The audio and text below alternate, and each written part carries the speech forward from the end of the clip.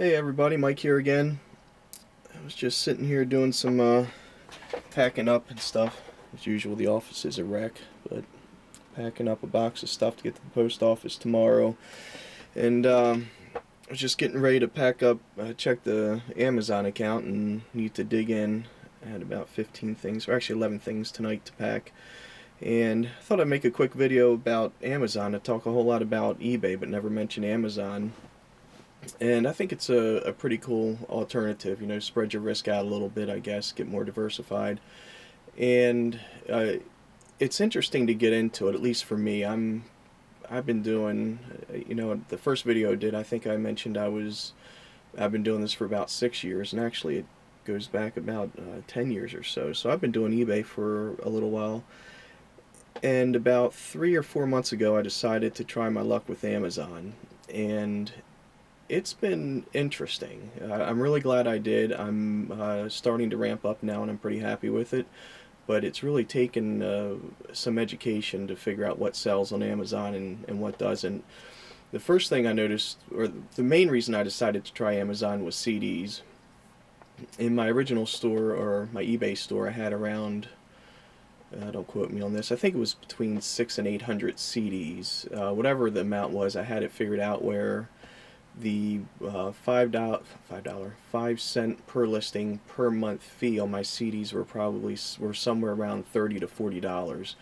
And after doing some investigation into Amazon, I realized that an Amazon store, whatever they call it, the merchant account, whatever it is $39.99. And so I thought, well, and on Amazon it doesn't cost you a dime to list anything. You can list a million things and it doesn't cost you a dime. You only pay when you sell something. So I figured it would basically be a free experiment, because what it cost me in Amazon fees, I'll save in eBay fees for my listing. So I pulled all my CDs out and dumped them into Amazon. And for all you guys out there selling CDs on eBay, I would really suggest doing Amazon. I immediately noticed I was selling more CDs on Amazon and getting better prices for them. And also, another plus about Amazon is the amount of time it takes to list is super fast. I mean, I was timing it one time, and I was getting able to get, when I was really cruising, get a CD every 15 or 20 seconds up on Amazon. I mean, you literally type in the whatever that is, the UPC code, I think it's called, and it pulls up everything. You throw in a price, a condition, a quantity, and save. You're done. Whereas eBay, even with Turbo List, or even if you enter in the number and it finds it for you, it takes a minute or so to get an eBay listing up. So it's a lot faster. And also, I think the printing shipping labels and such is a little bit faster maybe on Amazon too. Maybe not. Maybe it's just my imagination. So yeah, not really sure where I'm going with this video, but to say, if you're selling on eBay, give Amazon a chance. What I do is I'll take anything that's... The reason it was difficult for me to sort of get started on Amazon is because almost everything I do on eBay is sort of a one-off, unique, vintage, collectible type of thing. It's not going to have a barcode, and you can't sell that stuff on Amazon. Well, I should say there's probably caveats there. You could figure out a way to get your own UPC for it or whatever it is, but I don't bother with that. For the most part, if you're doing Amazon, it's going to be newer items, CDs, movies, toys, electronics. As a matter of fact, I don't think they even allow you to sell it on Amazon if it's in not working condition, whereas on eBay, you can throw anything up. And another good thing about Amazon is most people don't realize it's kind of a glorified upscale eBay. A lot of people, I was even talking to a guy I work with a few weeks ago, and I told him I was doing Amazon, and he was kind of surprised, and because he thought that Amazon was Amazon. When you bought a book or something, you were basically buying it from Amazon, and he was a little bit surprised when I explained to him it was, the same thing as eBay. This is pretty cool. I got that, here's my phone. I got that new eBay app, and I love it, man. It keeps dinging me with bids and stuff. It's kind of cool. But yeah, so people think they're buying from Amazon itself, so you tend to get a little better prices. And also, an interesting thing about Amazon is feedbacks are a lot less meaningful.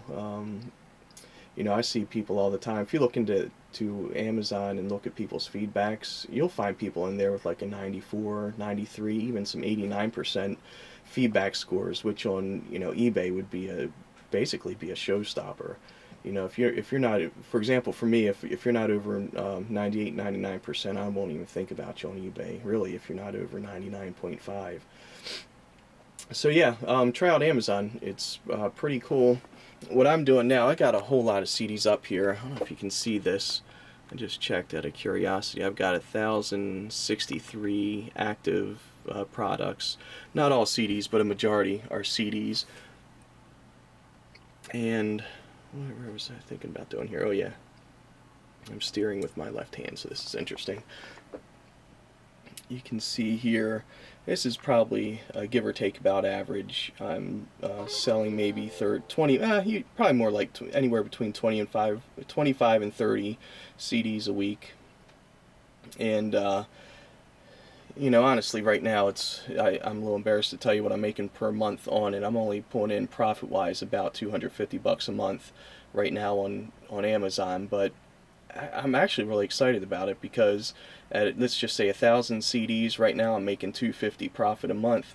I love the idea of just scaling this up. You know, double the CDs. I'm going to shoot for 2,000 CDs in the next couple months and see if I can get that up to 500 a month. And if it really does scale like that, you know, the shipping and listing CDs are so incredibly fast on Amazon. I mean, you know, you could I really think you could pump out 100 CDs listing and packing 100 CDs a day and, you know, be working really very part-time. It's that fast to do. So I've got this grand idea of, you know, one day hitting 10,000 CDs and bringing in a couple thousand a month. It'd be kind of cool just to have, you know, that Amazon steady churning, bringing in the money. So I guess that's about it. Oh, one other thing about Amazon I wanted to mention. Let me get my notes here. Go back to my inventory page. I don't want to show anything that nobody should see. Not that there's anything private on that page, I guess. But yeah, one tale of caution for people starting out on Amazon, and that's buying wholesale from, I guess you'd call it wholesale, I'm not sure, from various websites. I actually sat down one day and thought of a couple strip malls around my area and just thought of all the stores. I actually went to the websites of these malls, not strip malls, the actual big malls, like you know, the big malls you go walk around in, and got listings of all the stores, and I made a big spreadsheet of all the stores I could find and went to their websites and found all the clearance areas, and then wound up with the final master spreadsheet of all the places I could hit online to find clearance and good deals. And you got to be careful with that because a lot of people are doing. I've actually got burned on a couple items on Disney. I'll never buy from Disney again because apparently the whole world does. I looked on there one day and they had these, I forget what they were, little stuffed animal type things. I think Gary the Penguin, and they were like $2 or something. And I looked on Amazon and they were going for like $12. I thought, oh heck yeah! So I grabbed a couple hundred of those things. And sure enough, the whole world did. You know, within 3 or 4 weeks, those prices were down so low it's nearly impossible to move them. So be careful with that. Just a little cautionary tale, I guess. So anyway, that's it, I guess. Just want to do a quick impromptu video on Amazon just because I never mention it.